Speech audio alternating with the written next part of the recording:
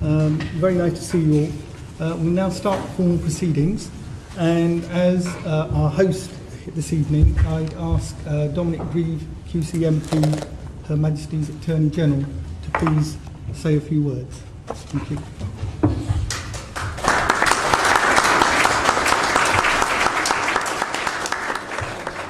Good evening. Waheguru Ji Ka Khalsa, Waheguru Ji Ki Fateh. Thank you all for coming this evening for the launch of this tremendous idea to have a National Sikh Remembrance Foundation. There are good reasons for doing it now. I went not so long ago, to National Armed Forces Day up in my constituency with Santokh near Aylesbury. One of the biggest in the country, certainly I think the biggest county event, and well attended by the Sikh community and members of the Sikh community in Buckinghamshire. And it made me realise what we already know, that in the present day the integration of our country means that there are plenty of Sikhs. There's a Sikh serving in the Brigade of Guards at the moment, and there are plenty of examples of our meeting together for the common good and working together for the future. But of course that's not based on recent events, it's actually based on a historic relationship. And we are coming up to the 100th anniversary of the start of the First World War. I think it's very difficult now. I certainly have conveyed it to my own sons. My own father was a posthumous child. He was born in March 1915, 4 weeks after his own father had been killed at the Battle of Ypres. And both my grandfather and his two brothers, essentially the entire male members of the family, were killed either in the war or died shortly afterwards, in the case of one of them, as a result of it. And it was a deeply traumatic experience for this country, but often I think overlooked, that serving alongside many hundreds of thousands of British soldiers, there were also many hundreds of thousands of troops from India serving in the trenches, and many of them were Sikhs. And that, of course, wasn't the start of the relationship. It was, in fact, a relationship that went back 100 years before that to the middle of the 19th century. And, of course, since then, we've had another world war in which Sikhs featured prominently. So as we're coming up to this anniversary, and I think that over the next 4 or 5 years there will be many occasions for commemoration, I think it's an opportunity to do exactly what history ought to do, which is to look at the past to build the future. Because only when you have an understanding of the past can you, in fact, have the confidence for that future. And that is what this foundation is aiming to do. And I'd like to thank Santokh Chhokar for his inspiration and work in setting this up. And this is why when he asked me, would I come along this evening and could I sponsor the event, I can assure you I didn't need very much persuasion. There are many others who will be able to speak this evening with much more authority than I could about the Sikh contribution in both world wars. But as I say, I don't think this organisation is just about the Sikh contribution in both world wars. I think it goes much deeper than that, which is about remembering the distinctive contribution of Sikhs to our national life in times of conflict and crisis, something which has bound us so intimately together, and as I said at the beginning of my remarks, also I think ensures that within the context of our country, we can look to a common future with tremendous confidence, because we have that confidence in each other and the realisation of how much the Sikh community offers all of us. I count myself hugely privileged that in my own constituency of Beaconsfield, the single biggest minority group is Sikh. Active at every level of the local community, as Santokh illustrates by being chairman of my district council. Active in charitable fundraising, extraordinary things they do to raise money, active in a medley of social activities which usually get me onto the dance floor at some point in the evening. For all those reasons, whilst I do sometimes think that if I'm not careful, I will simply be wafting from one Sikh party or wedding to another, and my work might start to suffer as a result. I know that within my own community, everybody, not just me as the MP, values the Sikh presence in our country. So, without more ado, I'm going to invite firstly Paul Uppel, my good friend and colleague, to say a few words. Santokh will then be the Master of Ceremonies and I will not. But I hope that we will all be able to enjoy this evening, but actually to make it an occasion for some remembrance as well, and that we can then build on this so that the Sikh Remembrance National Sikh Remembrance Foundation can really play a part over the coming years of commemoration in raising public awareness of what the Sikhs have done, and above all in reinforcing those bonds which are so important for all of us. Thank you all very much for coming this evening.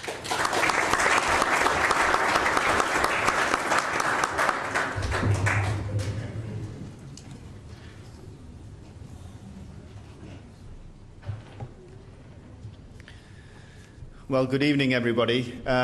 Dominic, that was a pretty good try, but I'm going to give it a bit more of an authentic feel now.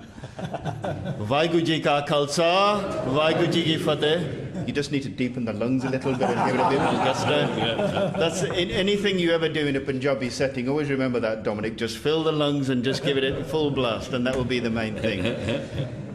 Even when you're dancing as well, but that's a different story. Well, thank you all for coming along this evening. I'd like to thank everybody who's going to speak tonight, everybody who's helped in the organisation. Thank you very much, Santokh Baji, as well, for everything you've done in terms of the organisation as well. I am a Sikh Member of Parliament. There should be more Sikh Members of Parliament here, of course, and sometimes that's quite a heavy burden to carry, but it's also a privilege and responsibility and an opportunity as well. And I was just thinking about this week. I've been very fortunate, and I think some of you will know, actually, I think Rami, Uncle's here as well today.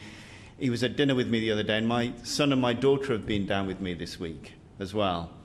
And it's interesting just to get their perception, because I think sometimes it's certainly your youngsters who say it as it is, and that's very much a Punjabi tradition, to speak from the heart and say it as you see it. And we were just talking about the idea of Sikhi and being a Member of Parliament, and I have to say one of the difficult aspects of it is when I'm here in this place, always I remember my father's messages to me when I first got elected, and I was thinking about this on the train down. He said, wherever you go, Paul, always be humble, always be contained within yourself, always be modest. And I have to say, this place isn't always conducive to that sometimes. So it's quite interesting how you have that balance between your spiritual background and your family background, but also to be a Member of Parliament. And although I'm being jovial in that respect, I think sometimes within Sikhi, we're actually guilty of that ourselves. Where else would you find a community where you have so many brave historical battles where Sikhs have excelled, laid down their lives, showed martyrdom, and yet we as a community so rarely talk about them?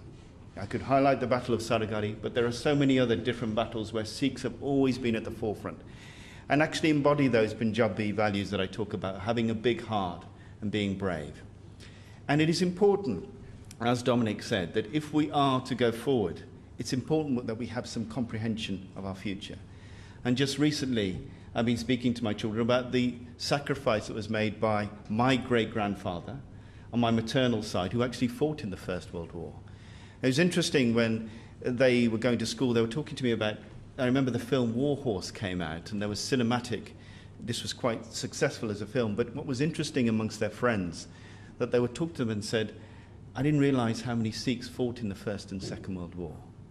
And that's something that's important that we commemorate. And as we approach the 100th anniversary, there is no more opportune or more apt time for us to actually take a moment of reflection and talk about that sacrifice.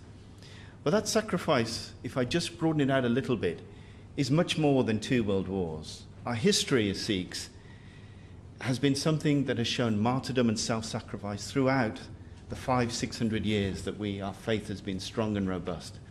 And often, I think, if I can encourage anything from youngsters who are hopefully watching this programme, or any age group, that our message of Sikhi is even more pertinent in the 21st century than it was in the 1400s.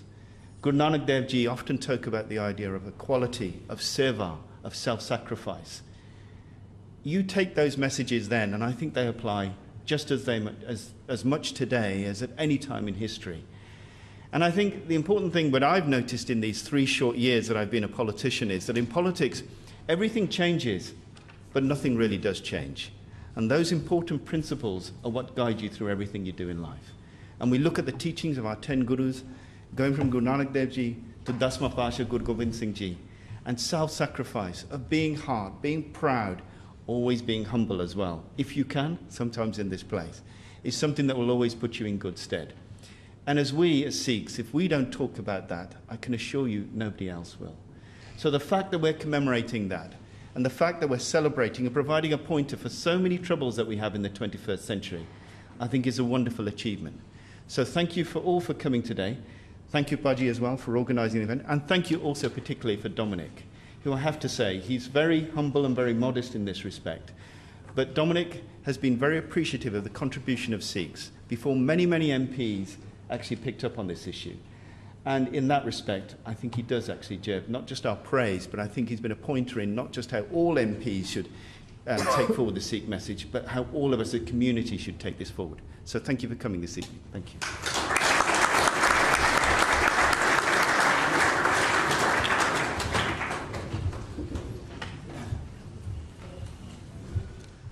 Thank you very much, Dominic. Thank you very much, Paul. Now my formal bit, it'll be a little bit more informal later on, but I'd better start off first of all by greeting you. Waheguru Ka Khalsa, Waheguru Ki Fateh. Thank you very much. Right, good evening everybody. On behalf of the trustees of the Sikh Remembrance Foundation, I extend a very warm welcome to all of you. Thank you for coming. We're extremely grateful for all of you who've taken time out of your busy schedules to be with us tonight to help us launch National Sikh Remembrance Foundation. And I hope that I can explain to you a little bit about what we're trying to achieve. It actually tells you what it is in the name. In first instance, we are a national body. We're a national body in the sense that we're seeking to work at a national level, and we're addressing the whole of the British nation. The British nation, of course, includes Sikhs, who, as we've heard, are now here 4th and 5th generation. So we're very much looking at the national picture, and we're trying to get everybody involved at all levels. We particularly want non-Sikh Britons to be involved with the foundation, and that is why I'm very pleased that we've got Dominic here taking the lead in this. And we have had a lot of other parliamentarians also providing support today, but unfortunately for various commitments they're not able to be with us. But we are definitely very committed to engaging with non-Sikhs as well as the Sikhs. We're also apolitical, we're not factional, we're not committed to any particular party line. We welcome participation from all groups, from whichever area they come from. What we aim to do is to highlight some of the good work, which we will hear about later on, which is already being done in this area. And we also want to work towards using those projects and initiatives as templates for other parts of the country, so that everybody can learn from that. We'll hear a little bit later on about work with, for example, the Royal British Legion, and we're very keen to encourage more work. Dominic earlier on referred to the Armed Forces Day, which again is something that we want to get Sikhs involved in as equal participants, just as all the other organisations and charities are there. Sikh, yes, we are a Sikh organisation, and unquestionably Sikh, but when we are trying to highlight the role of Sikhs, particularly during the 2 world wars, in other parts of Sikh history, that is in no way to belittle the role of others at all. As far as we're concerned, what we're trying to do is highlight and give as much profile as possible to the role of Sikhs. That's our story, and as Paul said earlier on, I think that's what we're trying to achieve, to make sure that the Sikh story gets to as many people as possible.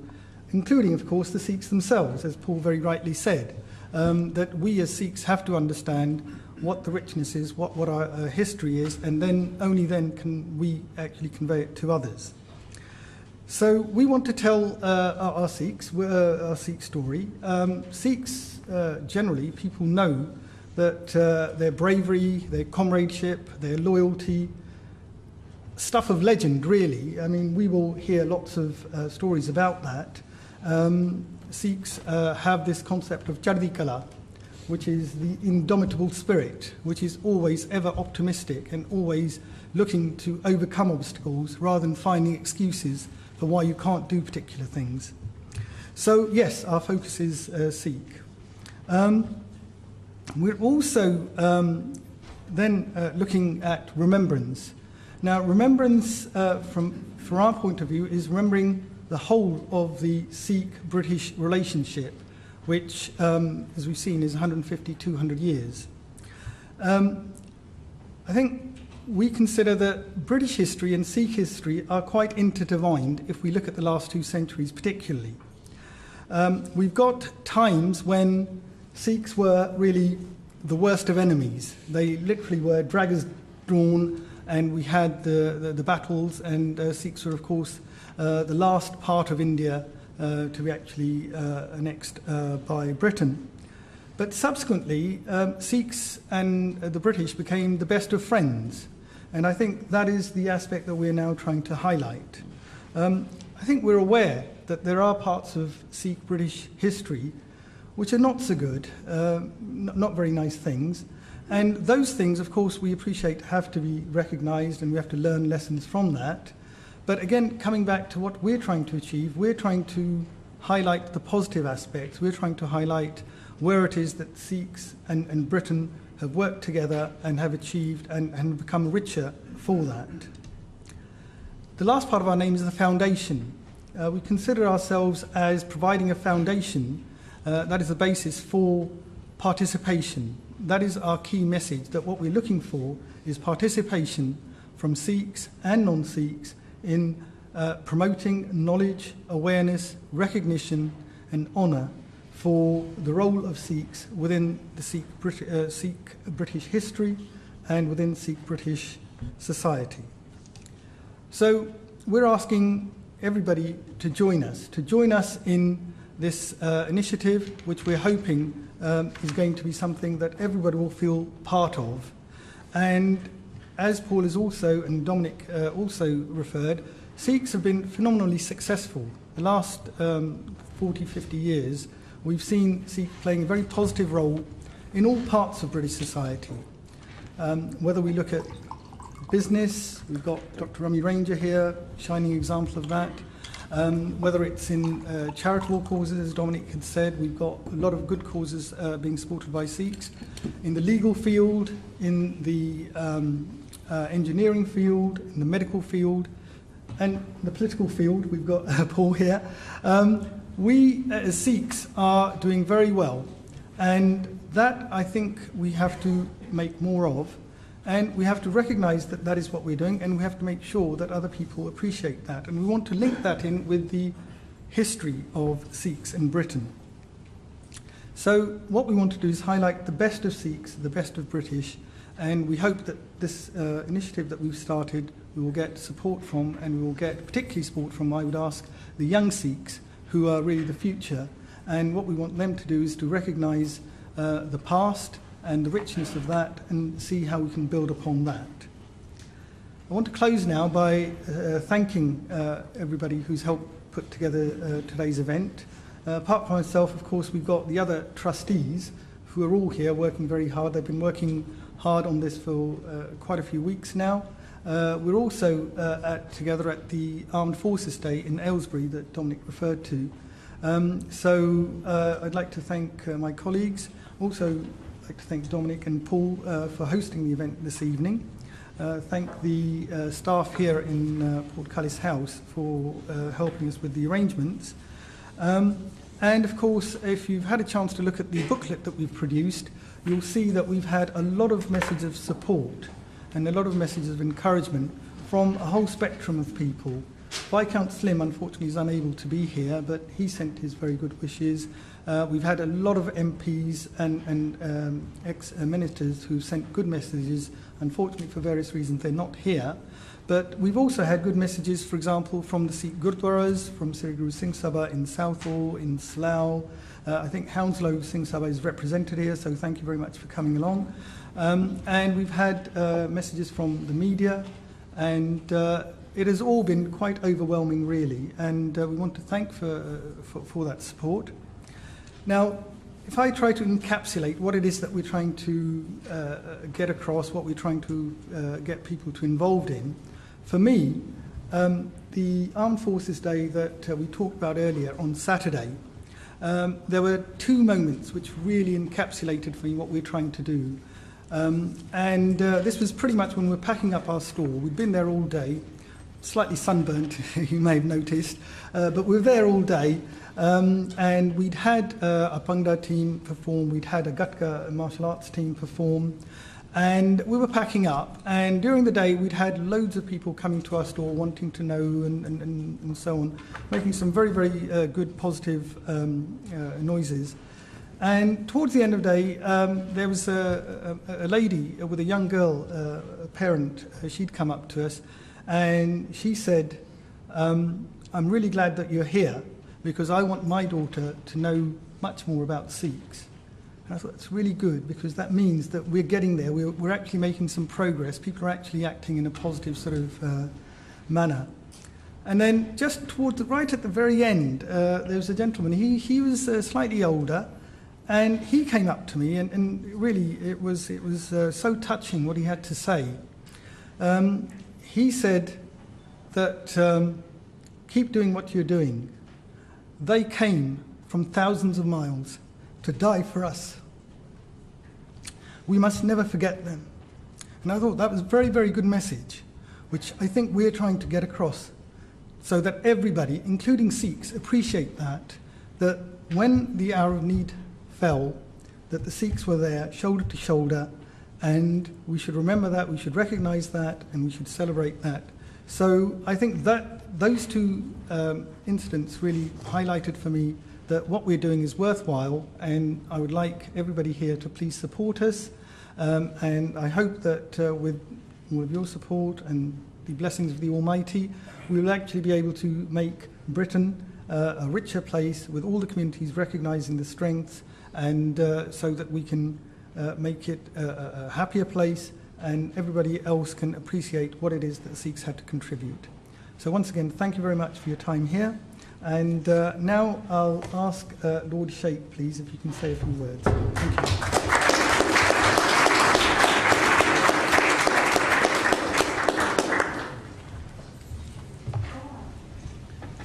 Right Honourable Dominic Grieve, MP QC, Paul Opal, MP, General JJ Sai, Councillor Santokh, Chhokar, Sat Sri Akal, good evening, Assalamu Alaikum, Namaskar. Paul Opal mentioned about humility, and I was talking to a group of parliamentarians yesterday, and I said to them that my father came from Amritsar. In fact, my family's association with Amritsar goes back 200 years. And I said to them about the Golden Temple. I said, when you enter Golden Temple, you notice the elevation of Golden Temple is lower. And there are 4 doors, which means, of course, everybody is invited. The temple is at a lower elevation because we must be humble all the time. And I said to them in Punjabi, Jado darakhat nu phal lagde, odi darakht odi kaniyan niche chali jandiyan. So humility is indeed part of the Sikh culture.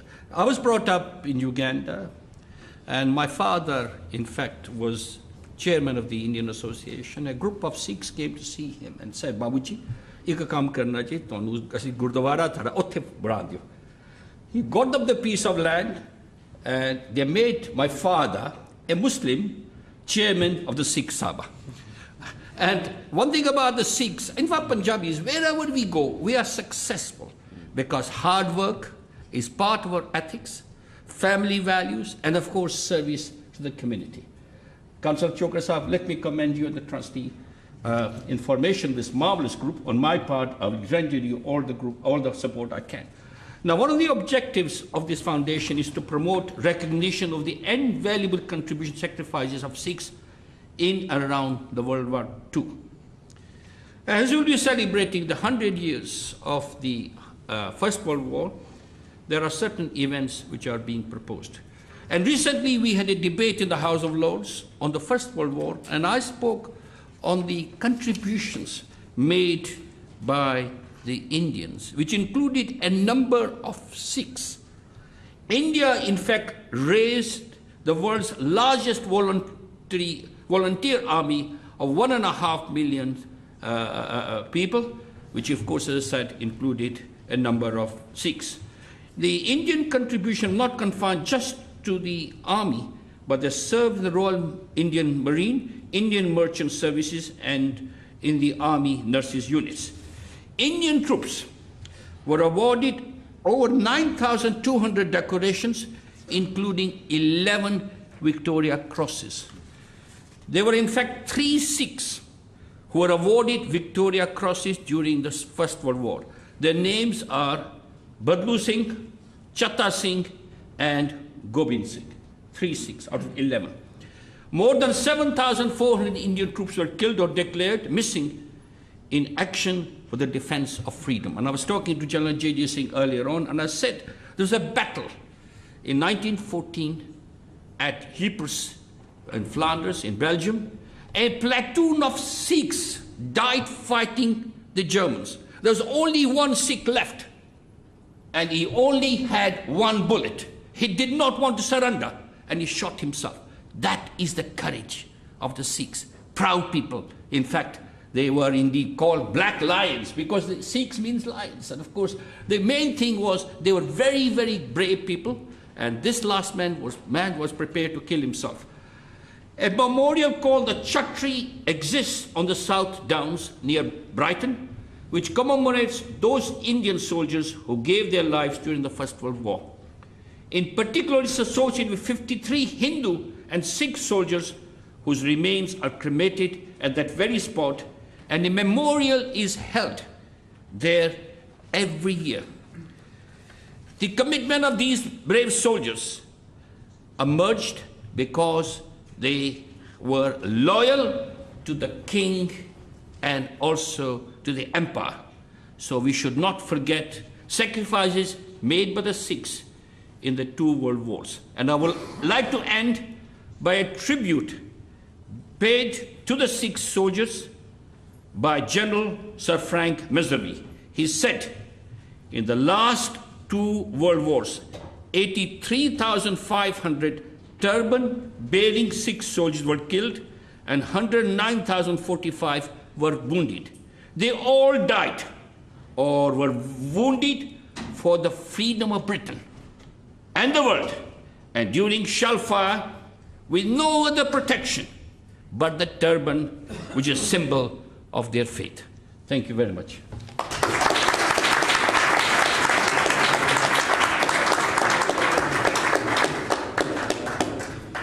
Thank you very much for that, Lord Sheikh.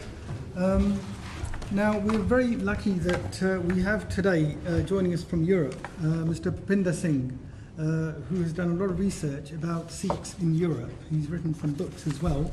So I'd like Mr. Bhupinder Singh to say a few words, please. Thank you.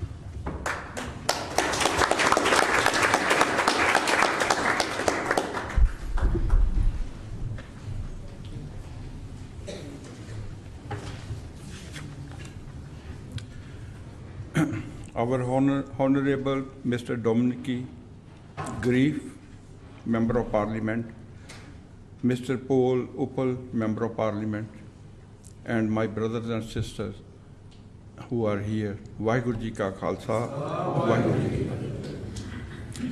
I will go in a short detail of World War I and World War II, and I would like to give you some figures also, what exactly has happened in Europe and other continents.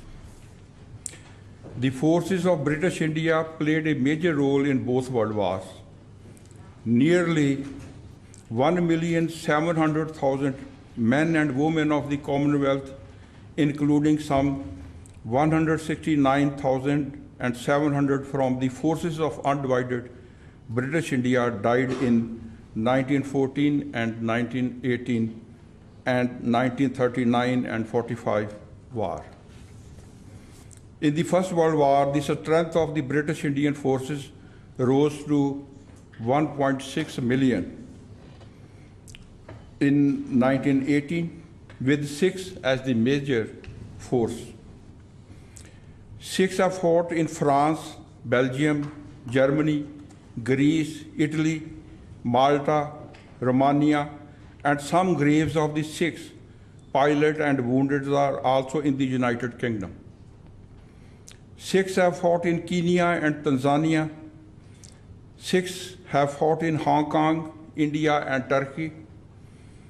Sikhs have fought also in Middle East, Egypt, Iran, Iraq, Israel, Lebanon, Palestine, and Syria. In Europe during World War I, it fought in Belgium, Flanders, at Ypres, twice from 22nd of October 1914 till 30 of October 1914, and from 22nd of April 1915 till 1st of May 1915, and in France at La Bassée, Neuve-Chapelle, Auber Ridges, Feaster Barrett, Loss, Gervinci, and Somme from July 1916 to November 1916, thus fighting 7 wars in France and 2 in Belgium. During World War I on the Western Front, that is Belgium and France, only in 14 months, the Indian Corps had lost 34,252 men, dead, wounded, ill, or prisoner of war. There are 15,519 burial places. We call it smads of the Sikhs. And very interesting that the religious aspect of every single soldier was well respected. The Sikhs got Ekam car Sri Waheguru ji ਕੀ ਫਤਿਹ ਸੰਸਕਾਰੇ ਗਏ in Gurmukhi on their graves, and Hindus, soldiers, they got Om Namo Shame, and our Muslim brothers from the Holy Quran. That is on all the graves. 64,963 soldiers are commemorated by memorial. Thus, total of 80,482 have died in First World War.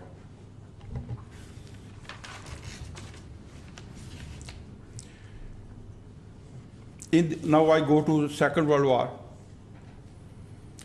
In the Second World War, the strength of British Indian Army rose to 2.5 million in 1945, with Sikhs again as the major force. Sikhs have fought in 4 continents. In Europe, they have fought in France, Germany, Greece, Italy, Cyprus, and some graves are also in the United Kingdom. Most of the graves are from the soldiers who fought in Europe, especially in France and Belgium, and they were brought here as wounded soldiers, and they died here. In Asia, Sikhs have fought in Bangladesh, Burma, China, India, Indonesia, Maldives, Malaysia, Papua New Guinea, Singapore, and Sri Lanka. And some names of the Sikhs are also found in Australia, New Zealand, and Japan. In Middle East, Sikhs have fought in Egypt, Israel, Lebanon, Yemen, and Iraq. There are 12,830 graves, smads of the British Indian soldiers, and 76,388 are commemorated by memorial. Thus, total of 89,218 have died in Second World War. Total who died in both world wars the figure goes to 169,700.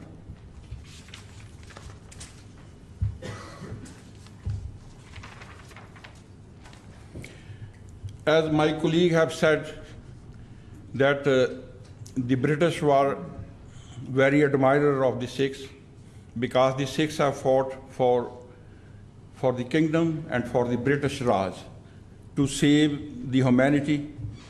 I will quote again in the words of General Sir Frank Messeroy, KCSI, KBE, CBDSO. Finally, we that live on can never forget those comrades who, in giving their lives, gave so much that are great and good to the story of the Sikh regiment. No living glory can transcend that of their supreme sacrifice. May they rest in peace. In the last two world wars, 83,005 turban-wearing Sikh soldiers were killed and 109,045 were wounded. They all died or were wounded for the freedom of Britain and the world, enduring shell fire with no other protection but the turban, the symbol of their faith. Here I will mention about our esteemed leader, Sir Winston Churchill. He paid tribute to the contribution of the brave Sikh soldiers by saying, "We are today able to live with honor, dignity, and independence. In the war, they fought and died for us, wearing the turban."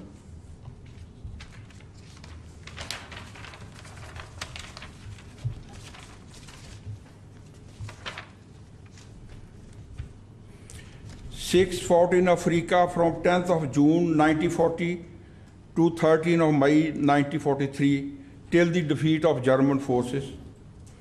Under the command of General Erwin Rommel, popularly known as the Desert Fox, by the Allied forces under the command of General Bernard Montgomery, later Field Marshal. After the fall of dictator Benito Mussolini of Italy, who sided with the Nazis, from 10th June 1940 till 13 May 1943, the Allied war started on 10th of July 1943 from Sicily and then in Italy till the surrender of Germany on 2nd of May 1945. The Sikhs were an important part of Allied forces. In the Second World War, a company of the Royal Indian Army Services Corps, including Sikhs, were part of the British expeditionary forces in 1940 campaign, which ended in the evacuation from Dunkirk. On D-Day, Normandy landing in France from 6 June 1944 till 30 June 1944, Sikhs were also in the Allied forces. There is one grave of a Sikh in Champeno's communal cemetery in France and at other places in France. Sikhs were 33% in the First World War and 35% in the Second World War. Sikh nation has now 4 monuments for their memory in Europe. In Ypres, we have a monument at Holybeek on 3rd of April 1999, which was inaugurated according to Sikh tradition. Sardar Inder Singh Jammu, he was mayor of Barking then, and he led many people from England, and he participated in that event. In White Scate on 9/11/2008, there is another monument of the Sikh soldiers who died for Belgium. In Italy on 13th of August 2011, we have a very big monument in memory of the Sikh soldiers who died in Italy at Forlì. And the 4th monument has been recently inaugurated at Maradi, Monte Cavillara, that is in the Florence province, and that happened on 20 of May 2013. And that has been also inaugurated according to Sikh tradition. Now, as my colleagues have said that 100 years of the Sikh soldiers, that event is coming on 29th of September 1914. Sikhs from 47th Sikh Regiment, they landed in Marseilles in France, and then they traveled to Navchapelle, and firstly they fought in Belgium at Ypres on 22nd of October 1914. They had a first action with the Germans. And there we have a monument now in memory of those Sikhs. So we request you that because Sikhs were important ally of the Allied forces, and they have died for the freedom of mankind, and now it is our duty, and it is the duty of people of Britain, that they shall also have a big monument in their memory to commemorate the 100 years of the Sikh soldiers who have arrived here. So that is our request, and I hope that you will do something about that. Vaheguru Ji Ka Khalsa.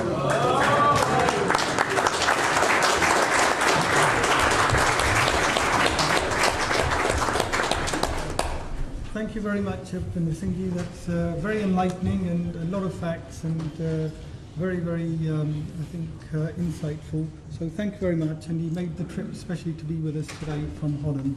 So thank you. I'd like now for Sir Mutta Singh QC, please, to say a few words.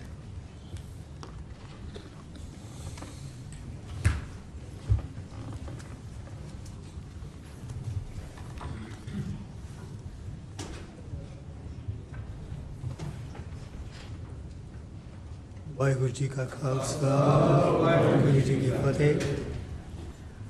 Well, ladies and gentlemen, I have that feeling of discomfiture,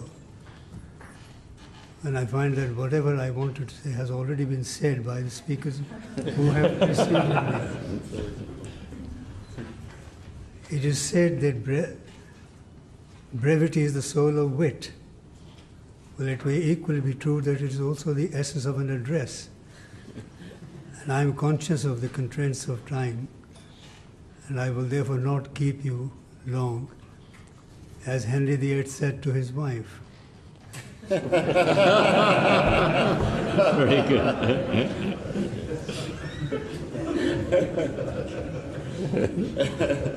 Now, the raison d'etre for the setting up of the National Sikh Remembrance Foundation, I think, is now firmly established. Sikhs and the British are no strangers to each other, as we have learned. They have known each other for something like over 200 years. And their first encounter was on the battlefield. Sikhs fought the British when they considered that the right was on their side. And then they fought with them, bore arms alongside them, when they realized that the values they and we shared were under threat. Among the battles the Sikhs fought with the British, and to which I would like to draw attention, and reference I think has already been made by Paul Uppelt in his brief address, and that was the Battle of Sardar in 1897, when a small group of Sikh soldiers, 21 in all, defended an army post against overwhelming opposition. And when the gallantry of Saragrahi was recounted to the British Parliament, the recitation drew a standing ovation from the members. The saga of Saragrahi was also brought to the attention to the notice of Queen Victoria, and she said this: the British, as well as the Indians, were proud of the 36th Sikh Regiment. It is no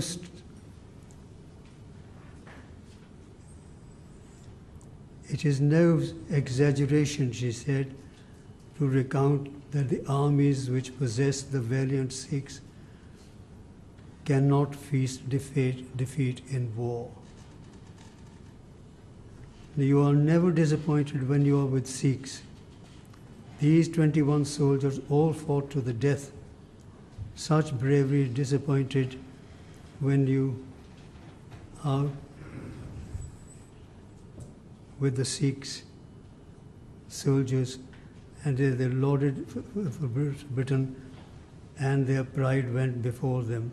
Such bravery in the Indian Army should be in the hearts of every one of us, he said. And it is right, the stories like the Sardar story should be recounted, should be told time and time again for the benefit of posterity. And may I congratulate the organizers on the launch of this foundation. And may I because I think, as I said in my small, so short message, the question that arises in one's mind, why has it taken so long to do it? Better late than never. But better late than never, that's it. But we are delighted with the launch of this foundation, and we hope that it proceeds from strength to strength. And I, in particular, congratulate Santokh Singh Chhokar, because I think it was the whole concept was his idea, and I hope, may I say congratulations to you and your post trustees. Thank you very much.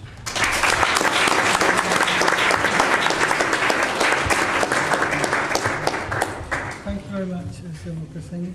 And I was speaking earlier about young Sikh professionals, and I think Sir Singh is our role model for young Sikhs, because as a professional he has really shone, and I think we should try to aim that Sikhs should be able to hold their head high in the future. So thank you very much for your kind words. Now we are very happy that we're able to welcome Bhai Sahib Mahinder Singh Ji, who has travelled all the way from Birmingham. Thank you very much for coming here. And if you could say a few words, please. Thank you.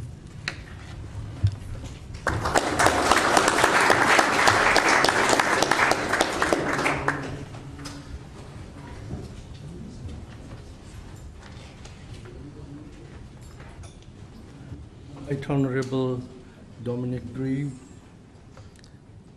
Attorney General Paul Uppal, Councillor Santokh Singh, dear brothers and sisters, Vaheguru Ji Ka Khalsa, Vaheguru Ji Ki Fateh. A very good evening to you all.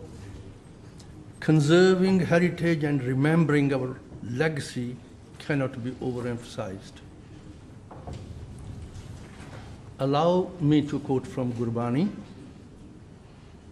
Babaniya Kahaniya Put Suput Kare. Translations are very, very poor. At best, they dilute the meaning, at worst, they distort the meaning. And scriptural language, I think, should not be translated, really. Scriptures will explain themselves. So we know, a lot of us here, what I meant by Babaniya, Kahaniya, Put Suput Kare. We are required to think, reflect upon what our elders have done. Pyu dade ka khol ditha khazana ta mere man pya nadana khavo kharcho ral mil pai tot na ave vad ho jaye. The crucible in which the Sikhs' character was forged is through suffering, through sacrifice, through love, through devotion. The Sikh gurus gave us such a fantastic platform to work from, devoid of superstition, fearless. Pay kahu ko detna na pay manat aan. Fear no one and don't scare people. साच कहो सुन लेओ सब है जिन प्रेम कियो तिन ही प्रभ पायो. Love God, love all His creation.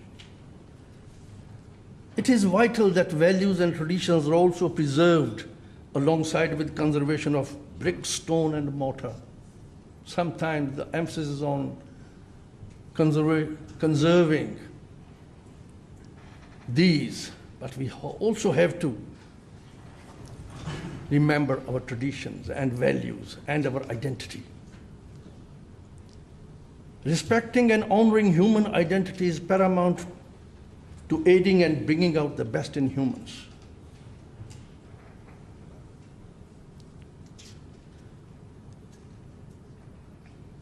One's identity should be remembered because it has been carved out of one's heritage and past exposure in life.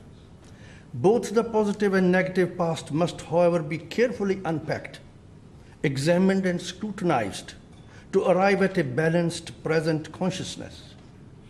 And we need a new consciousness in the 21st century.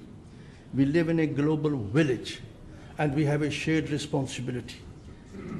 Our Guru said, Manas ki jaat sabbe ek hi pehchan bo. The whole of humanity is one family. Look at that, this is said 50 years ago. We must not allow remembrance and glorification of bygone negativity, cruelty and atrocities to trouble our mind, muddy our present thinking and affect our future vision. We must never let remembrance of the past imbalance our minds. There, of course, are lessons to be learned from past negativity, which provide us useful data and good benchmark for future planning and action. Sikhs now number some 26 million globally. They are estimated to be some 700,000 strong in England.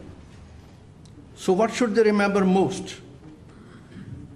Guru Granth Sahib Ji, our timeless eternal Guru, our highest spiritual authority, poses 3 cardinal questions. What is your life's origin? What are your roots? Har jot rakhi tud vich taan tu jag mein aaya. How did you come into being? What is your life's main mission? Prani tu aaya laha lain. Laga kit ko fakde sab mukdi chali rahe. What is your life's goal and destination? Death. Jis marne se jag mare dare mere man anand. Marne hi te paye puran parmanand.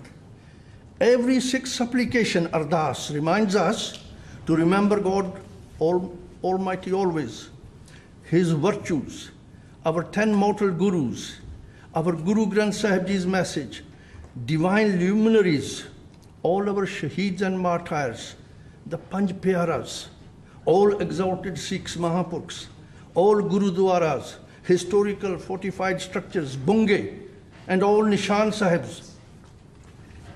Each prayer, we are remembering this. This is remembrance. And let me dwell a little bit on the Panj Pyaras. It is very significant that the first Pyara is Dayaram. You have to have Daya, you have to have mercy and compassion. The second one is Dharamdas. Without there can be no Dharam. Third one is Himmat, courage. Without Dharam, you have no Himmat. The next one is Mokam, detached from worldly things. And the last one is Sahib.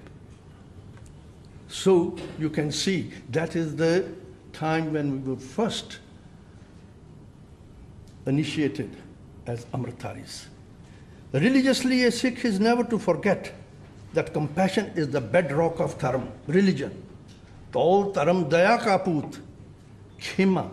Forgiveness is the highest virtue. I quote from Guru Granth Sahib Ji, Kabir, jahan gyan tahan dharma hai, jahan jhoot tahan paap, jahan lobh tahan kal, jahan khima tahan aap. Where there is knowledge and wisdom, there is religion or dharma. Where there are lies and there is deceit, there is sin. Where there is greed, there is death and destruction.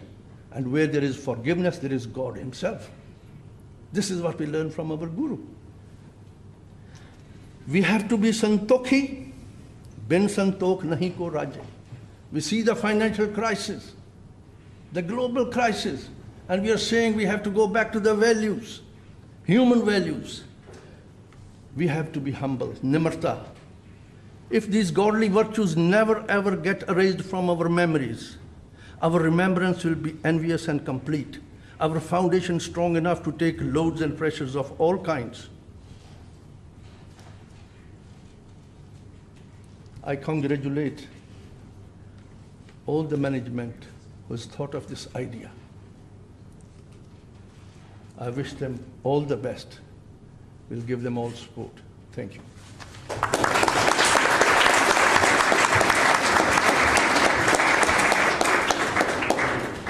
Thank you very much, Baisaji. That's greatly appreciated, and we look forward to your support. I've noticed that we've got Chris White MP here today. Thank you very much for coming along. It's greatly appreciated.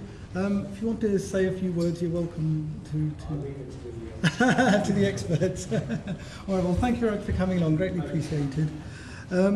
I'd now like to ask Mr. Terry Whittles, who's the Vice Chairman for the Royal British Legion, to say a few words, please. Thank you.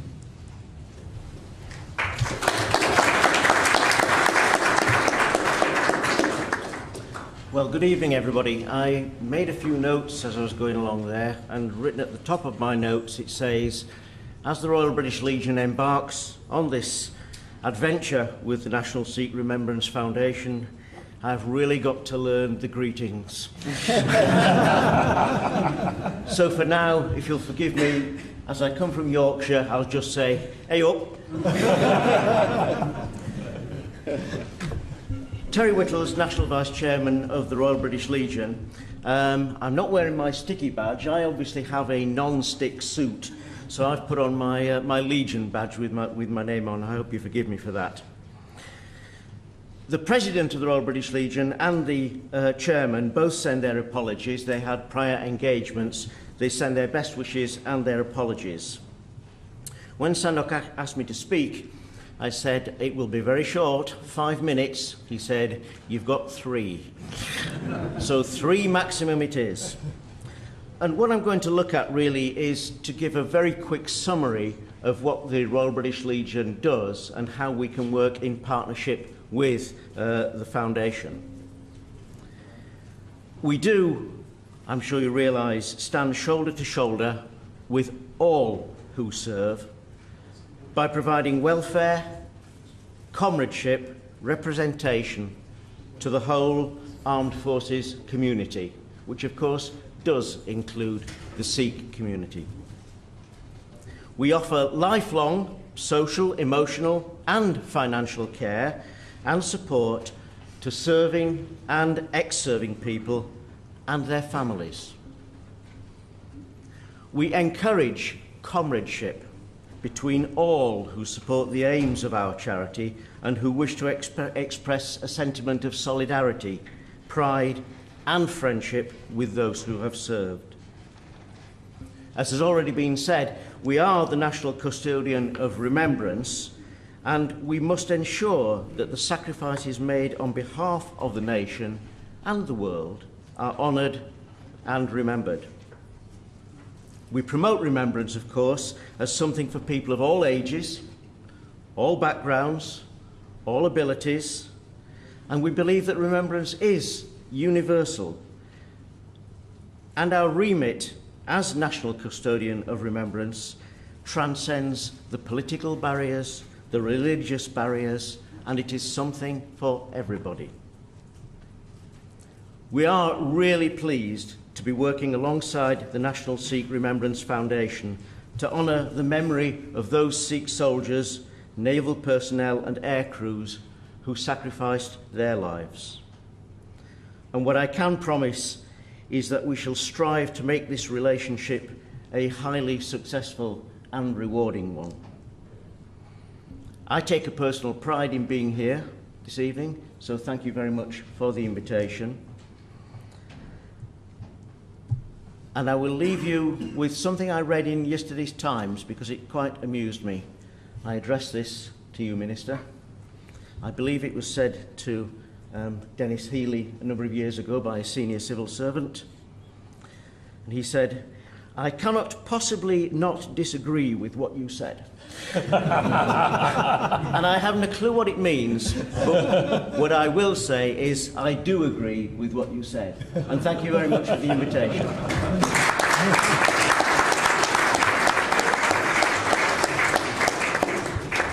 Thank you very much for that, Terry. I should just mention that we are very pleased to be working with the Royal British Legion. It's one of those things which just started off very, very casually, and it just snowballed, and we're very pleased that you're here in quite strength here. We've got Gudev, who's been working with us from Birmingham, and we've got your other colleagues from the National Executive. So thank you very much for turning up, and we certainly will commit ourselves to working hard. I think you're already aware that there's a Kunda Poppy project which has already been started, and generally we've got communities up and down the country who do take part in Remembrance Day activities. What we're hoping to do is to focus, coordinate, and give them higher profile. So we look forward to working with you in the future. Thank you very much. I'd now like to ask a special guest who has arrived. We were unable to send him an invitation, but Dr. Rami Ranger kindly asked him to come along today. And he is General J.J. Singh, who is the ex-chief of the Indian Army, and also served as the governor of Arunachal Pradesh, which is a state in India. So thank you very much for coming along. And if you would like to say a few words, General J.J. Singh. Otherwise, we appreciate your attendance. Would you like to say a few words? Yes, thank you.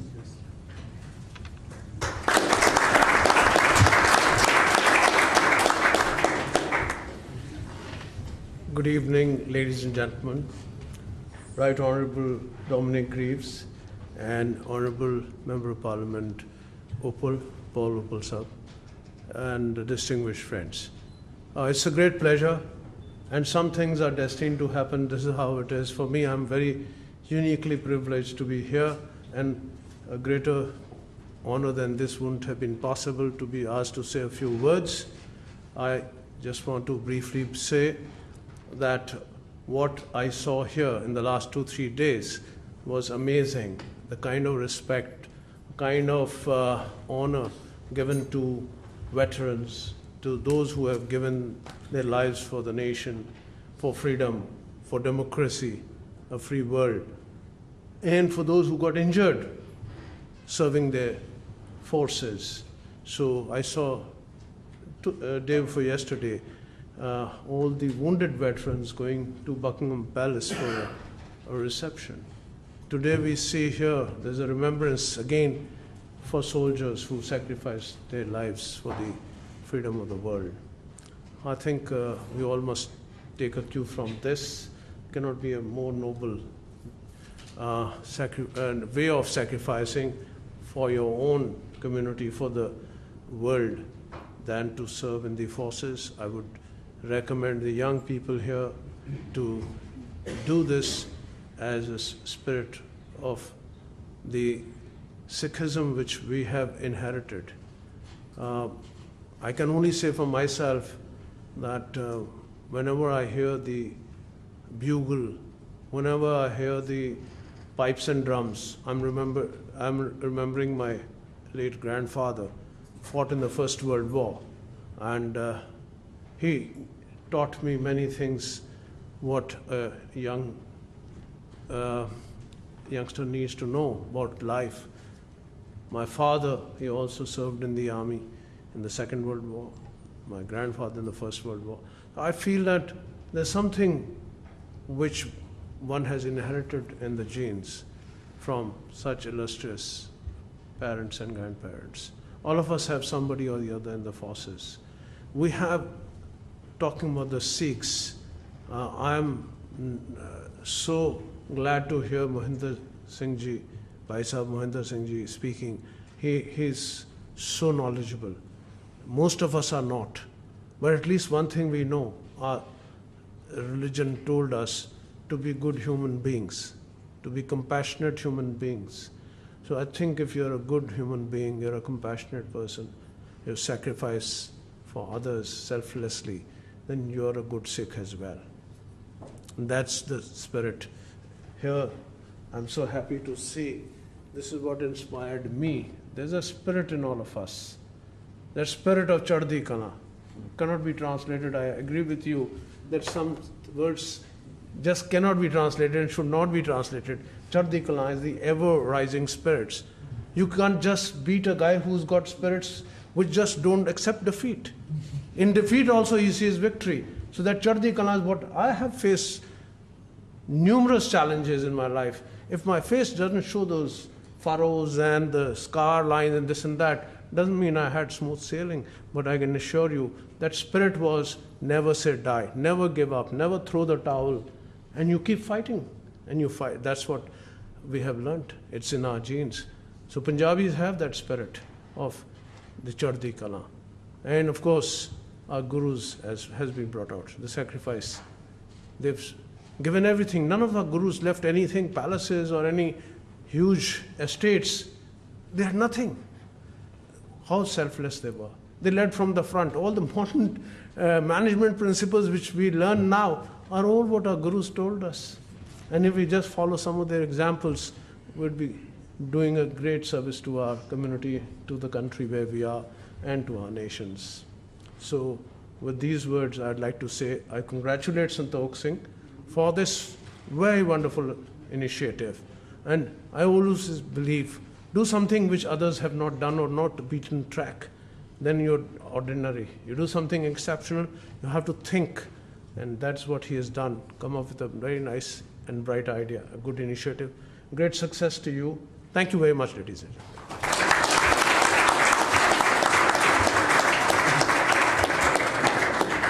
Thank you very much, Gentleman J.J. Singh.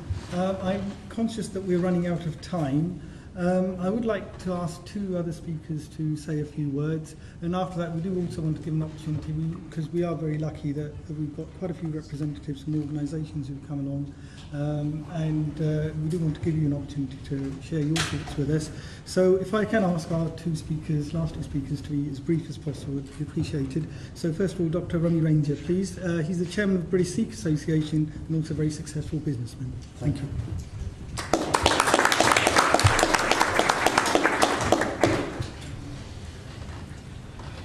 Waheguru Ji Ka Khalsa, Waheguru Ji Ki Fateh, in line with Paul's tradition.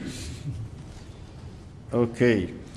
Mr. President, Santokh Singh Chhokar, the Right Honourable Dominic Grieve, QC MP, Honourable Paul Uppal, Lord Sheikh, Distinguished Judge Mota Singh Ji, Sir Mota Singh Ji, and Pai Mons Singh Ji, distinguished guests, ladies and gentlemen, it's a great privilege to be here and to see history being made thanks to the inspiration of Santokh Singh and his trustees, committee members.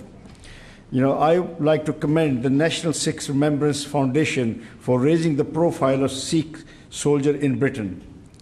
I am particularly grateful to Santokh Chhokar and his fellow trustee for sparing their valuable time for this important initiative of remembering those who gave up their today for our tomorrow. If we do nothing, then we also achieve nothing. It is as simple as that. We are indebted to leaders like Attorney General, the Right Honourable Dominic Grieve, QC MP, for supporting and empowering us so that we too can add value to Britain. We are lucky to have Paul Uppal, a great Sikh role model who has dedicated his life to public service in line with our gurus. We are honoured to have General J.J. Singh, former Governor of Arunachal Pradesh and Chief of the Indian Army, among us tonight. He has served his mother India in true Sikh tradition of service before self. He even took a bullet in his chest while trying to capture a few terrorists. Pai Mon Singh Ji, we are privileged to have a great visionary like you to inspire us through your life. Judge Mota Singh Ji, thank you for breaking the sound barrier by being the first turbaned Sikhs in Britain. So these are important leaders we have who inspire us. A community is as great as its leader because they set the standard for us to follow. There are some communities, they are going nowhere because they have no leaders. They are rudderless ship. They have no idea where is their destination, where they need to go. It is a matter of pride for the Sikhs and a tribute to the vision of Sikh gurus and that Sikhs are respected throughout the world. We have always been on the right side of history. If we are not, then we have either not explained our faith or have stopped following the teaching of our illustrious gurus. The Sikh gurus and Sikhs are epitome of self-sacrifice. I shudder to think what would have been the future of India and that of the world if it wasn't for the brotherhood of Khalsa. It is on record that Sikh gurus paid supreme sacrifices for human freedom because they realized that if people are suppressed either by state or by religion, you have seen countries, North Korea, China, some countries in the Middle East, suppressing people, Iran, with religion. And when you do, then those people cannot develop wholesomely. And as a result, cannot benefit mankind as a whole, apart from behaving like obedient servant. It is all about human freedom. This small island has touched the people from this small island have touched the life of almost everyone in the world. How much this small country has given to the world. Our Guru accepted martyrdom for religious freedom. A unique example has been set by Sikh Gurus by laying down their lives not to preserve their own faith, but that of others. That is the Sikh tradition. Finally, we are no longer immigrants in Britain. We have been here 30, 40 years, and more than half, like Paul, are born in this country. And to consider ourselves immigrant is just a fallacy. We should be in police, we should be in armed forces, we should be traffic warden, we should be sportsmen, we should be in every part of British life. It is imperative that we make the host community aware of our values through events such as this, because these are the important that we must tell the host community what Sikhs are, what Sikhs stand for, what Sikhs values are, and they are very similar to all the decent human beings in the world. The British and the world owes Sikhs a debt of gratitude. It is worth remembering that we are only a tiny number and yet we punch above our weight for mankind. We fought shoulder to shoulder with the Brits for the world freedom in both wars and paid supreme sacrifices, as you have already heard from this great speaker. As a liberated community, we will always be an asset and never a liability. So thank you very much.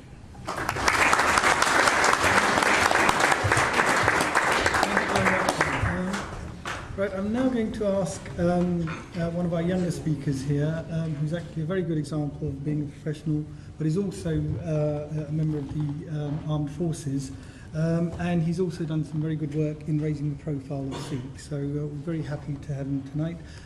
Jai Singh Sohan, please.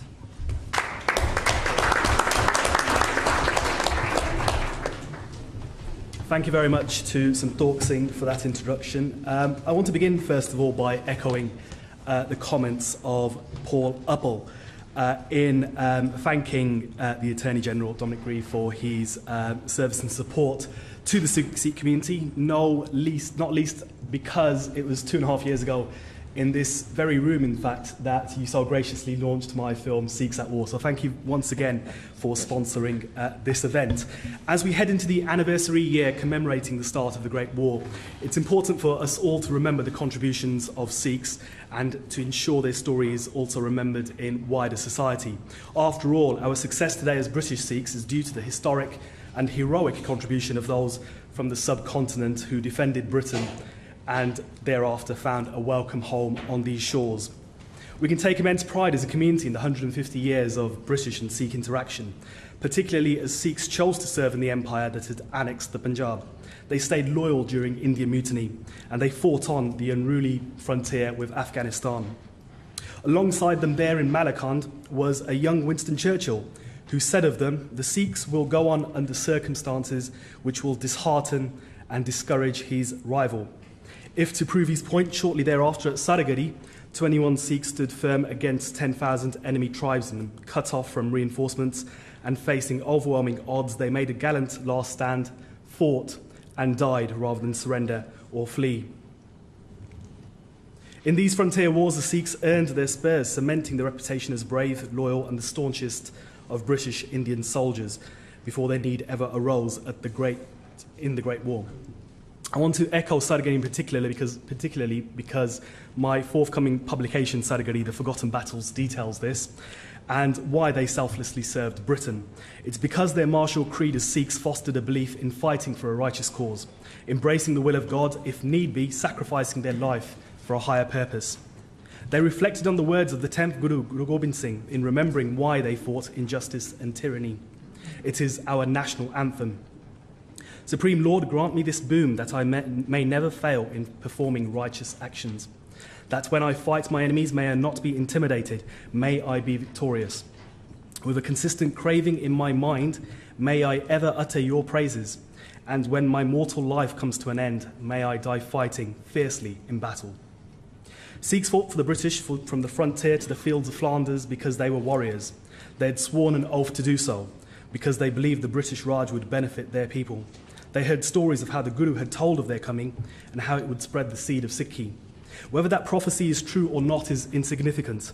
Letters sent by Sikhs from the trenches of Flanders to the sands of Mesopotamia show that those who fought for the British believed in it. In retrospect, we can see that service in empire enabled the Sikhs to spread far and wide and doing what Sikhs do best, creating friendships, communities, places of worship, families, businesses, and prosperity. From British Columbia to Hong Kong, Tanzania to New Zealand, and all the places in between, you can always spot a Sikh and find a corner shop. We British Sikhs are the best example of this legacy. We've followed in the footsteps of our ancestors who served and been honourable, honest and hard-working members, servants indeed of society. Only rather than the battlefield, we now make our mark in business and commerce, defending the interests of Britain by creating wealth. Dare I say, we even exude conservative qualities of duty, tradition and strong family values, which I know Mr. Grieve and Mr. Upper will so rightly appreciate.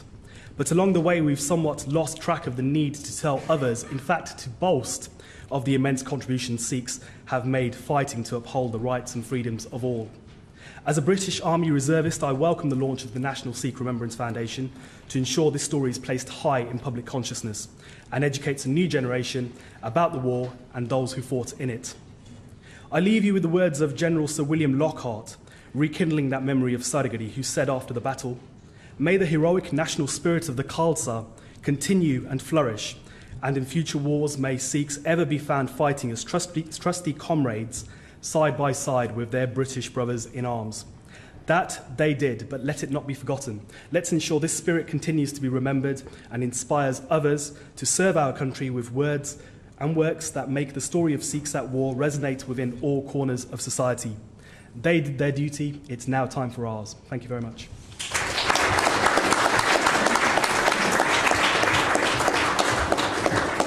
Thank you very much for that, Jay. It's very nice, thank you. Right, we're going to move on to contributions from the audience, but before I do that, we've got two special guests here. Gurmeet Singh Kandole is here.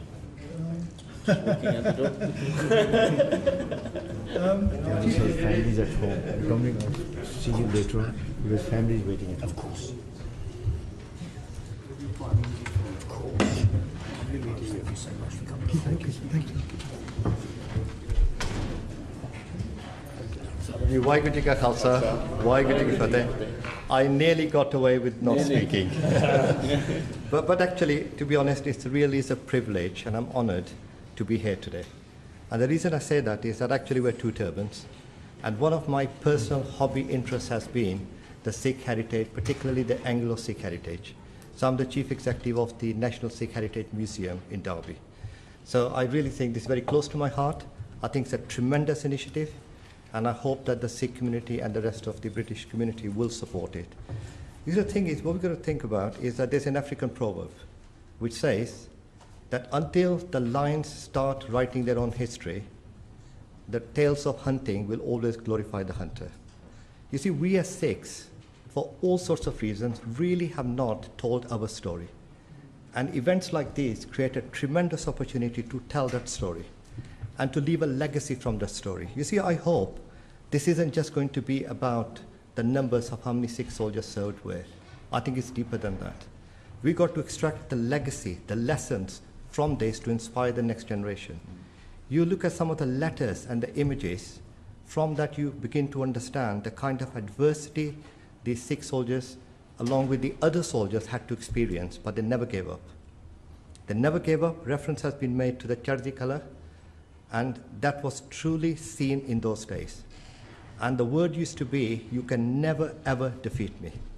And that's what made the Sikhs invincible. You can kill them, you can torture them, but you cannot kill them. You cannot kill their spirit. And that word invincibility, that courage, we need to teach to the next generation. It's a tremendous thing to extract from this experience.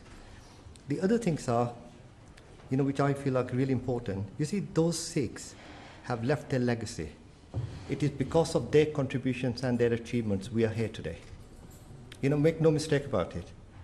But we also got to now make sure that that contribution continues and that more Sikhs serve in the British Armed Forces now. And I know the armed forces, from the discussions I've had, they would welcome more Sikhs to join those forces. There are tremendous career opportunities, and I think we should be actually encouraging for that to happen. And lastly, I'm going to say something which is slightly different, and that is, in spite of the turban that has contributed to the freedom of the world, we still have issues. Belgium, France, they do not allow the Sikh pupils to wear turbans in schools. And that's not good enough. You see, so whilst we are celebrating the Sikh contribution across Europe, I think we also need, as part of this type of a program, to remind people who the Sikhs are and why it is actually wrong to single out Sikhs and discriminate against them, that they cannot wear the turbans in French or Belgian schools. I hope this foundation will keep that in mind.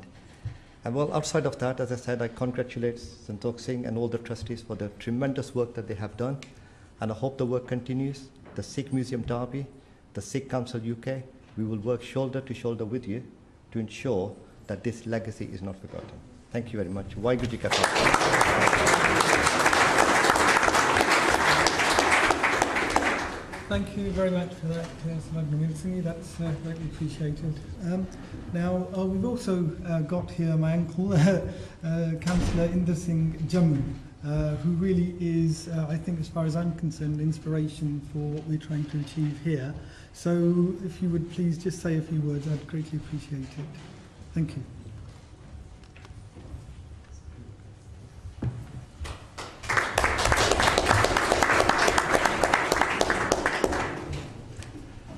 Waheguru Ji Ka Khalsa, Waheguru Ji Ki Fateh. Right Honourable Mr. Grieve, Paul, and other members of the table, and ladies and gentlemen. Well, it's a great, the privilege to be a part of these 2 days. Not a gathering, important occasions.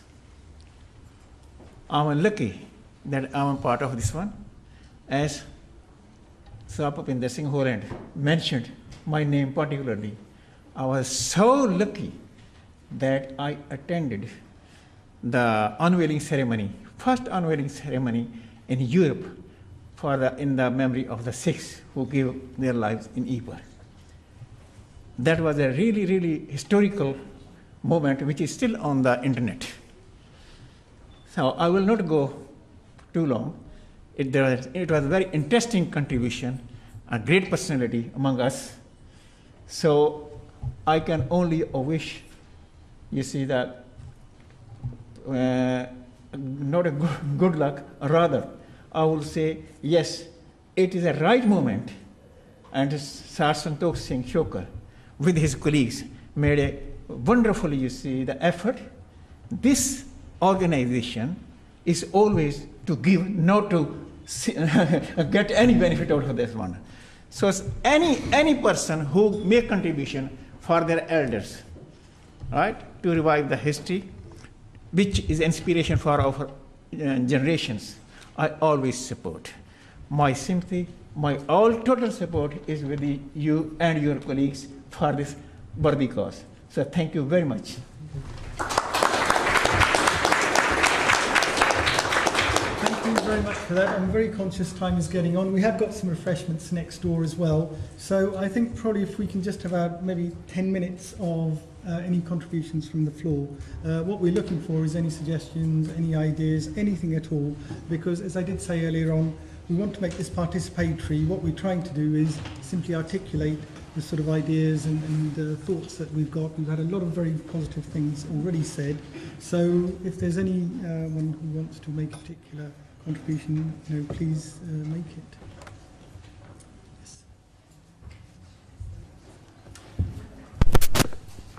Sorry.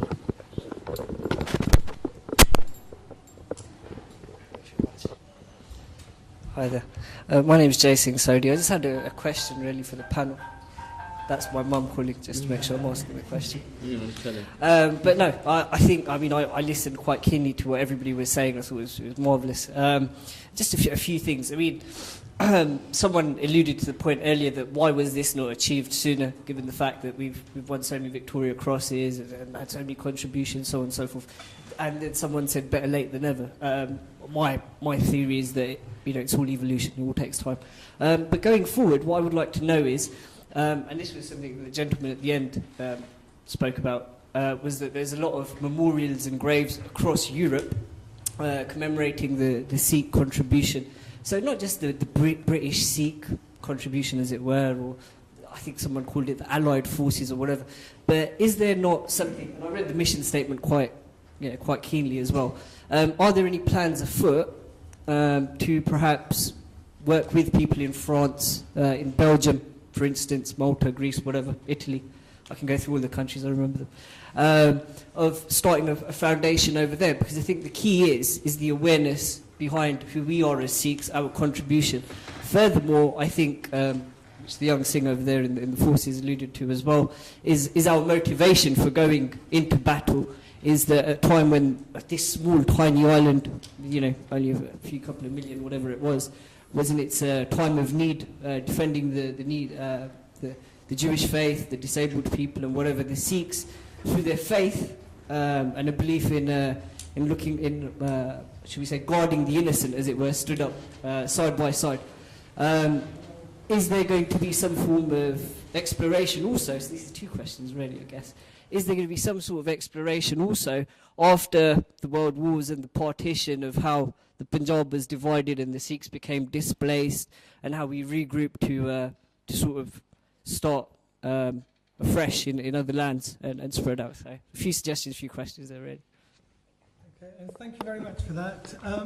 I think part of the reason that we wanted to get Sardar Bhupinder Singh involved at this very early stage was because we are very conscious that apart from the British Sikh connection, we definitely want to reach across and recognise the contributions which Sikhs made in Europe. So it is definitely on our agenda that what we would like to do is to perhaps use Bhupinder Singh as our ambassador in Europe to try to build up links, because there are quite large Sikh communities now growing up in different parts of Europe, and certainly we would like to work with them. For example, in Italy there's quite a strong community there, and they've actually started making inroads into trying to get within Italy recognition for Sikhs. And certainly the points which Sardar Gurmil Singh was making about the issues that Sikhs are facing there, hopefully we'll be able to make some sort of positive contribution to that as well. So thank you very much. Now, Indrajit.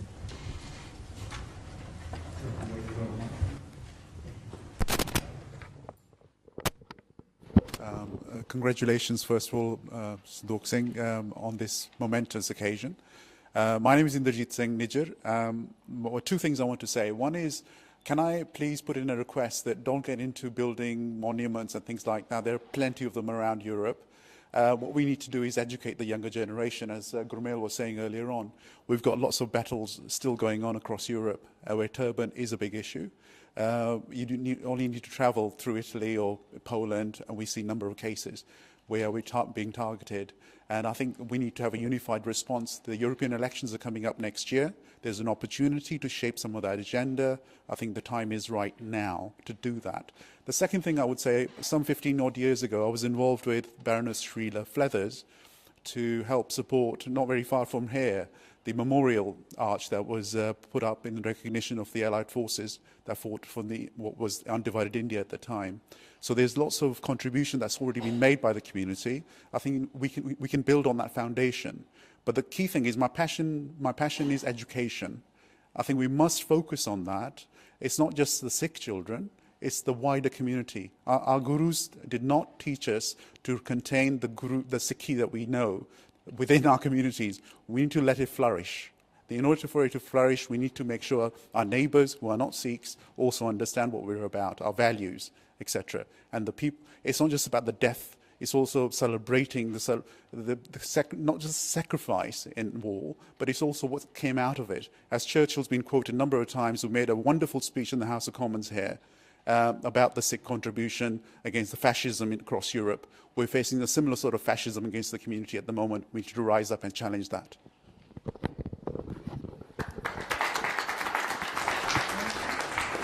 Respond to that, I think what I would say is that certainly, as I mentioned, Sikhs have got issues in Europe. Sikhs had issues in Britain in the 60s and the early 70s, and thankfully we've made a lot of progress.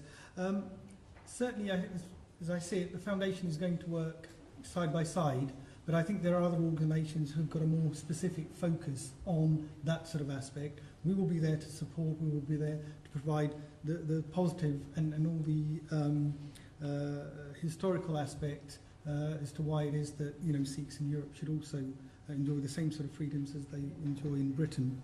So that's, I think, point taken. Secondly, about education, I think you're probably aware that one of the aims that we've set ourselves is to actually try to incorporate the role of Sikhs within British history, specifically within the World Wars, as part of the curriculum in schools, and starting as early as possible. So we hope to be working, we are working on materials which we can give to schools so that we can get history taught where the role of Sikhs is specifically recognised and highlighted. Thirdly, the point about some sort of memorial and some sort of long-term recognition. Again, one of our objectives is to have a resource centre where we can actually have house materials and also provide opportunities for research and so on. And I know certainly I've discussed with Paul on previous occasions that perhaps there is an opportunity now particularly to build up a momentum for some sort of a memorial or certainly some monument which would recognise the role of Sikhs. So hopefully we'll be exploring that as well. Thank you very much for that. Could I say something if I may? Oh, yes. I was in Birmingham and I visited Bhai Sahib's Gurdwara, and excellent work he and the community in Birmingham are doing, particularly with regard to education. So, with your permission, Mr. Chairman, could I ask Bhai Sahib to say what he's doing in Birmingham, and perhaps that could be emulated elsewhere? Education, I think, is the most important thing that we can leave as a legacy for the new generations. And this has to be value-led education.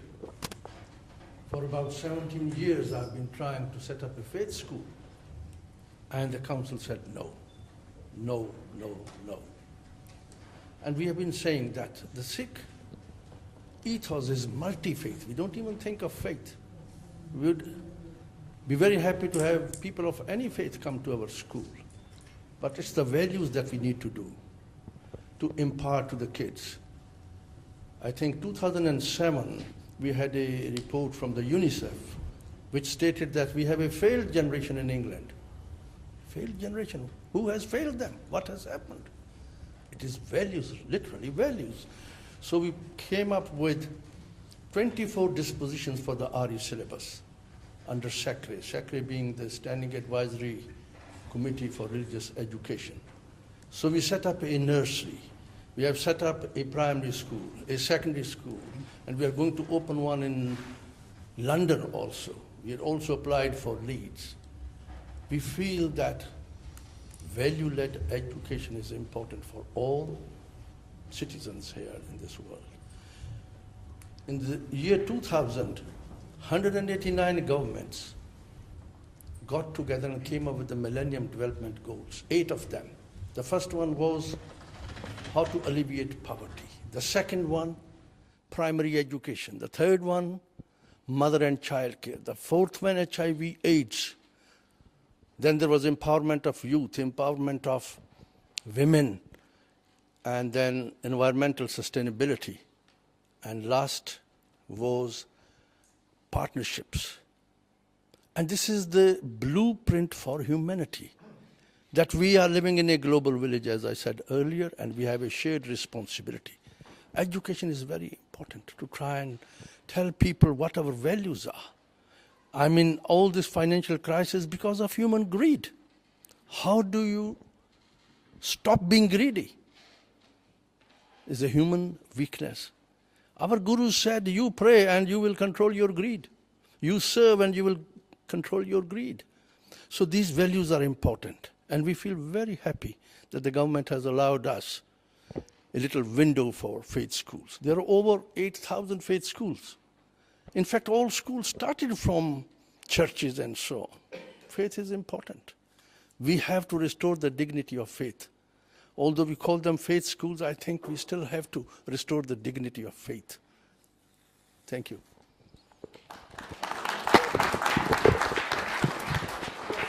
We're certainly looking to work with schools, and I should also mention that we have got the Vice Chairman of the Guru Nanak Sikh Academy based in Hayes. And we're certainly hoping to be working with the schools to encourage and promote the sort of ideas that we've been talking about. I think we have pretty much run out of time now. We've actually overrun, so we have got some refreshments. But before we close, a lot of people said very nice things, especially about me. Some of them quite embarrassing. But look, I really must give credit because there are, apart from myself, there's been 4 other people who've been working very hard on this. So please, Baljeet Singh, if you can just come and take some acknowledgement. Mandeep Singh Sohal, please. And Gurdeep Singh, I suspect, has disappeared. And Satpal Pamela, please. If you can just come here so at least people can see there. Because I think we have worked as a team, and I really appreciate the hard work that they've put in. And they really have made what we've tried to achieve here possible today. So thank you very much to all of you. I think Gurdeep Singh has left actually, but he had a long way to go. But look, finally, I just want to thank each and every one of you once again for coming here, taking time out. I'm conscious it's almost 9 o'clock, but please do have some tea and coffee. We've got some refreshments next door before you go, and hopefully we'll all see you again very, very soon at another event. So thank you very much for your support. Thank you.